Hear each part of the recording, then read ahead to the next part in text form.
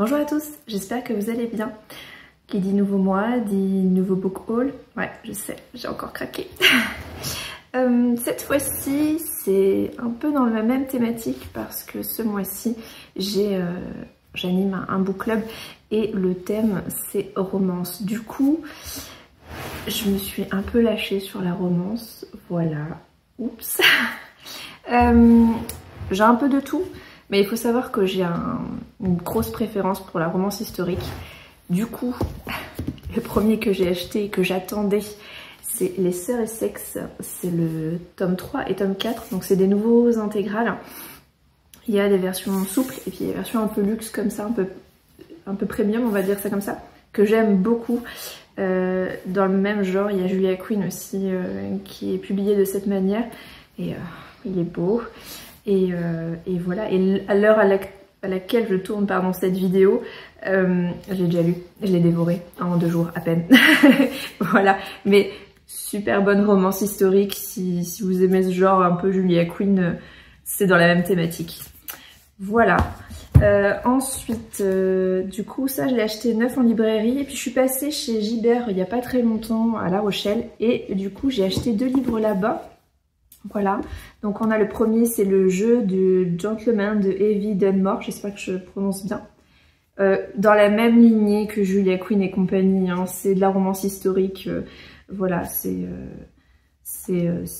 mon péché mignon, hein, je sais, il faut que j'arrête d'en acheter, je commence à en avoir un peu trop, mais voilà. Donc ça, super sympa, et du coup, ça c'est une saga, il y a 3 tomes je crois. Ça c'est le dernier qui est sorti, mais c'est pas trop grave si vous n'avez pas lu les autres, ça peut se lire indépendamment comparé aux Sœurs Essex où là faut vraiment suivre tous les tomes et à la suite parce que sinon vous allez rien comprendre. Là il n'y a pas de problème quoi. Voilà, ensuite du coup Anne Jacob, donc Le Manoir oublié, qui est le premier tome d'une nouvelle saga. Alors Anne Jacob j'aime beaucoup parce que j'avais lu La Villa aux étoffes, j'avais adoré cette saga, assez familiale, un peu genre la Downton Abbey. Dans le même genre elle a aussi sorti, alors comment c'était le Café Angel, je sais plus comment on dit. J'attends le tome 2 en poche, il va pas tarder à sortir.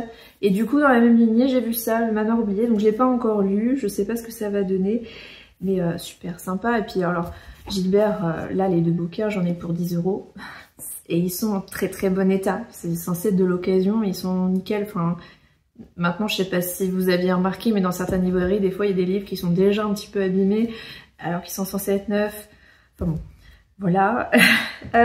Toujours dans le côté historique, hein, puisque du coup c'est mon péché mignon, j'ai pris le nouveau livre de Virginie Platel, donc Désir d'ailleurs. Voilà, donc une auteure française cette fois-ci, que j'aime bien soutenir parce que du coup, c'est quand même quelqu'un qui écrit, on voit son évolution au fur et à mesure et elle écrit superbement bien. Alors effectivement, l'édition elle est pas folle hein, quand je compare avec J'ai lu, là c'est plus aéré, c'est vrai que là... bon, on est chez Harlequin, donc c'est pas fou. Pourtant, ils sont vachement bien et ne vous fiez pas à Harlequin parce que les Julia Quinn ils sont sortis dessus à la base, donc voilà. Et là ça se passe en France du coup. Qu'est-ce que je pourrais dire dessus? Alors je l'ai pas encore lu, mais je sais que je vais bien aimer parce que alors pour le coup on est sur du beaucoup moins, comment je dirais, croustillant par rapport à Julia Quinn ou Evie Dunmore par exemple ou Eloise James. Ça va être un peu plus proche de Jane Austen mais version un peu plus moderne. Donc voilà, si vous aimez bien ce genre de plume, voilà, Virginie Platel, plutôt chouette. Et du coup, qu'est-ce que je pourrais... Alors lequel je choisis? J'en ai encore 2 autres à vous montrer. Donc on a un nouveau qui est sorti. Alors plutôt romance moderne, j'avoue d'habitude, enfin j'en lis pas beaucoup. Mais là je me suis dit, allez pourquoi pas, c'est Tokyo Crush de Vanessa Montalbano, que je prononce, j'espère bien. Là pour le coup je sais pas du tout à quoi m'attendre. Alors on est sur alors c'est très aéré, il n'y a pas beaucoup de pages hein, donc ça va se lire à très vite. Oui, 200 pages donc voilà. Mais je sais pas, il y avait le côté un peu rencontre mais au Japon. enfin un peu comme Jenny Colgan qui va tout le temps parler de voilà une femme qui va partir d'un pays pour aller dans un autre et puis qui va découvrir une autre culture, etc. Là on a un peu le même genre, mais bon, le Japon comparé à chez nous c'est quand même très très éloigné, et du coup je me suis dit allez, pourquoi pas, ça peut être sympa. Alors il y a le côté rencontre avec les love hotels, les applis de rencontre, etc. Donc je sais pas du tout à quoi m'attendre. J'aime bien tout ce qui est ambiance japonaise et même la culture là-bas, donc je me suis dit bon bah pourquoi pas. Après je pense que ça peut être bien aussi pour les personnes qui connaissent pas trop le Japon, peut-être que ça pourrait leur faire découvrir, je sais pas, je l'ai pas encore lu, donc ça se trouve je vous dis que des bêtises et, et voilà, mais je sais pas, pourquoi pas, donc à voir. Je ferai une chronique de toute façon sur mon Instagram, n'hésitez pas à me suivre d'ailleurs, puisque c'est là où je mets toutes mes chroniques à chaque fois, et je partage avec vous mes achats également. Et en dernier, un manga qui est La Servante de l'Empereur. Alors je sais pas si ça peut parler. Alors la dernière fois je vous avais parlé des Carnets de l'apothicaire, qui est plus un seinen, donc un manga pour adultes.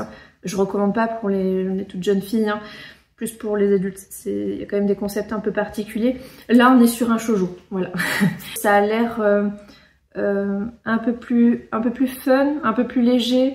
Bon, on est quand même sur une jeune femme qui rentre au service de l'empereur, qui est actuellement un enfant, mais il y a un régent, enfin il y a une histoire d'amour qui va sûrement se faire entre le régent et la jeune femme, je suppose. Ça arrive, enfin c'est l'avantage des romances, on se doute quand même déjà de la fin, comment ça va se terminer, mais ça a l'air très sympa, et il y a un petit côté humoristique, un peu comme les Carnets de l'apothicaire. Il y a certains aspects un peu humoristiques, un peu dans le même genre. Puis alors j'avoue le côté un peu historique, voilà, du palais, c'est quand même assez sympa. Et il est très beau, visuellement il est très très très beau. Et bah voilà, j'ai un peu craqué. Alors j'ai pas vraiment de shoujo, enfin j'en ai un. J'ai un shoujo dans ma bibliothèque, c'est Lovina, que j'ai depuis Mathusalem.